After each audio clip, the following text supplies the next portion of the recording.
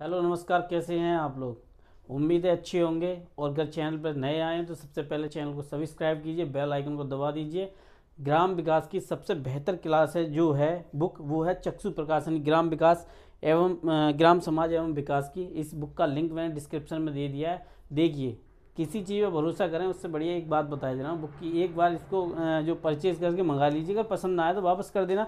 ये मैंने आपको एडवर्टाइज ये जो है मैं इसलिए बता रहा हूँ आप लोगों के लिए कि इसका एडवांस जो है आप लोगों के लिए वो यही है। मतलब आप बुक को मंगाएं और उसके बाद पसंद ना आए तो उसको रिप्लेस वापस भेज सकते हैं उस जगह ही। तो कुछ बुकों का जो होता है वो हम उसे अच्छे से पढ़ सकते हैं। तो देखो, मैं सबसे पहले हटा जा रहा हूँ, आप इसका स्क्रीनशॉट ले लीजिए जिससे कि आपको नोट्स बनाने में परेशानी ना हो। ठीक है, तो देखिए आज मैं बात करने वाला हूँ उत्तर प्रदेश कृषि विभाग की। निश्चित तौर पर पिछली बार इससे एक क्वेश्चन जो है एग्जाम में आ चुका है आपके, तो मैं चाहता हूं कि इसको आप सही से पढ़ लें। मैं टॉपिक वाइज करा रहा हूं, कंप्लीट करा रहा हूं। ग्राम विकास और जो समाज है आपका उसको पूरा कंप्लीट करा रहा हूँ। ग्राम समाज एवं विकास जो है पूरा कंप्लीट करा रहा हूँ।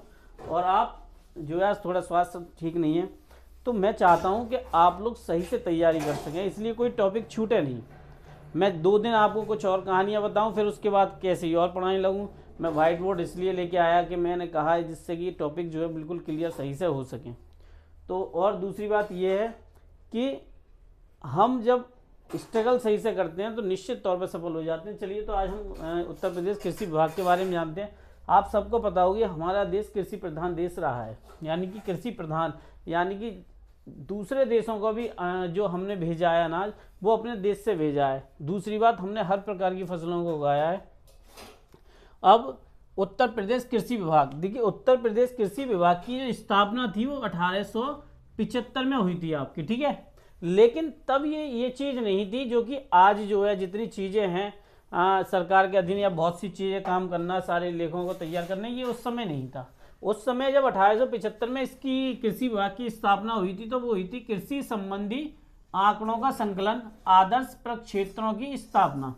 यानी कि आज जो कुछ चल रहा है, ऐसे ये सारी चीज़ें वो मैं आपको बता दूंगा, बीज हैं, दूसरी चीज़ें हैं, वो जो कुछ है वो सारी चीज़ों का जो आंकड़ा तैयार करता है आज कृषि विभाग, वैसा तब नहीं था जब इसकी स्थापना हुई। लेकिन ये संबद्ध कब हुआ? ये संबद्ध जो हुआ था आपके 1880 में हो गया था संबद्ध। ठीक है, 1880 में किस में हुआ था? भू अभिलेख विभाग में। ठीक है, भू अभिलेख विभाग में हुआ था। अब आपको पता है 1919 गवर्नमेंट ऑफ इंडिया एक्ट आया, उस एक्ट से बहुत कुछ बदल गया है ना।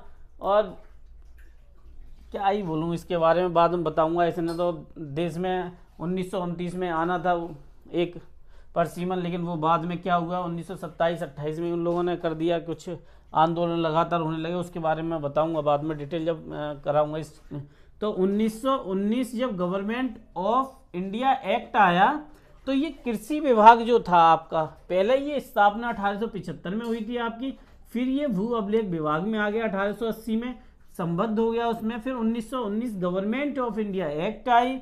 ये याद करने वाली बात है, इससे रिलेटिव भी क्वेश्चन कम से कम बता रहा हूँ 20 बार आए हैं।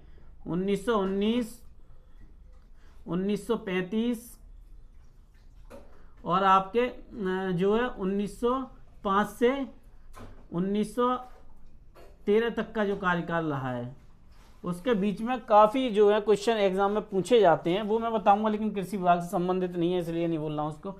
फिर ये जो गवर्नमेंट ऑफ इंडिया एक्ट आया तो जो कृषि विभाग था आपका वो सरकार के अधीन हो गया। ठीक है, अब कृषि विभाग जो था वो 1 दिसंबर 1919 को स्वतंत्र विभाग बना।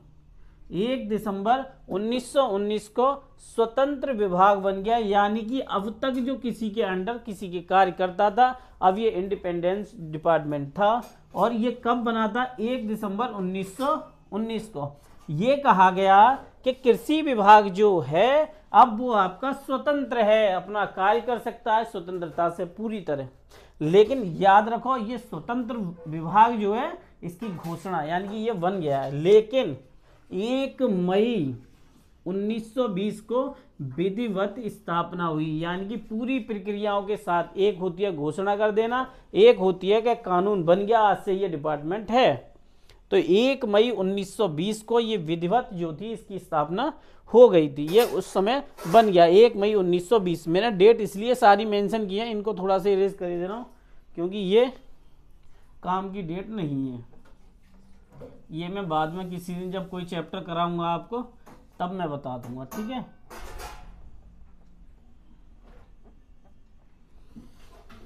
ये देखो, तो कृषि विभाग 1 दिसंबर 1919 को स्वतंत्र विभाग बना, 1 मई 1920 को विधिवत विभाग बना आपका।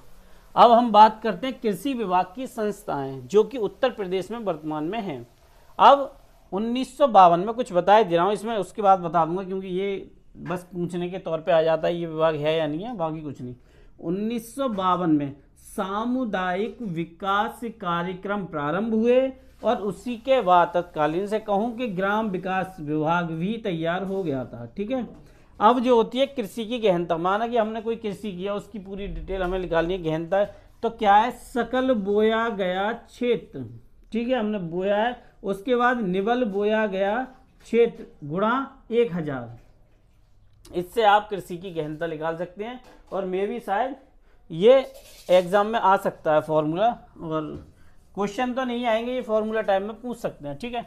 अब कृषि विभाग संस्थाएं, तो देखिए उत्तर प्रदेश में जो कृषि विभाग संस्थाएं वो क्या है, उत्तर प्रदेश बीज विकास निगम, राज्य बीज प्रमाणीकरण संस्था, यूपी एग्रो, राज्य कृषि प्रबंधन संस्थान रमानखेड़ा, ये 4 संस्थान है, 1 2 और हैं तो एक आध और होगी। अब इनमें से वो ये पूछ सकता है कि कौन सा उत्तर प्रदेश में नहीं है, क्योंकि वो इस तरह पूछेगा कि आपकी समझ में नहीं आएगा। तो कृषि विभाग संस्थाएं जैसे उत्तर प्रदेश है, और भी जो है कृषि विभाग संबंधित जो हैं, उत्तर प्रदेश बीज विकास निगम है, यूपी एग्रो है, क्या ये जो है बीज विकास निगम जो उत्तर प्रदेश में है या नहीं है, राज्य बीज, तो ऐसे करके वो जो है आपसे पूछ सकते हैं क्वेश्चन। इस तरीके के क्वेश्चन अक्सर एग्जाम में देखने को मिलते हैं। और निश्चित तौर पर कहूँगा, देखिए मैंने ये हट गया हूँ मैं, आप स्क्रीनशॉट ले लीजिए, आप नोट्स बना सकते हैं, और बिना नोट्स बनाए अगर आप तैयारी कर रहे हैं तो निश्चित तौर पे कहूँगा कहीं ना कहीं आप लोग जो है गलती कर रहे हैं। मेरा आप लोगों से इतना ही कहना है, देखिए जो भी टॉपिक मैं आपको करा रहा हूँ, सबसे पहली बात और बड़ी बात, वो टॉपिक जो है एक क्रम से करा रहा हूँ। देखिए मानता हूँ कि बहुत लंबी क्लास नहीं बना रहा, लेकिन आप एक बात सोचिए, आपके पास टाइम है और आप बेहतर तरीके से टॉपिकों को क्लियर कर सकते हैं। इतने टॉपिक नहीं है कि आप इसको क्लियर ना कर पाएँ सही समय पर रहते हुए। मैं कराऊंगा, डेली क्लासेस करा रहा हूँ मैं। इसी टॉपिक को अगर 1 घंटे पढ़ा दूँ फिर क्या करोगे आप?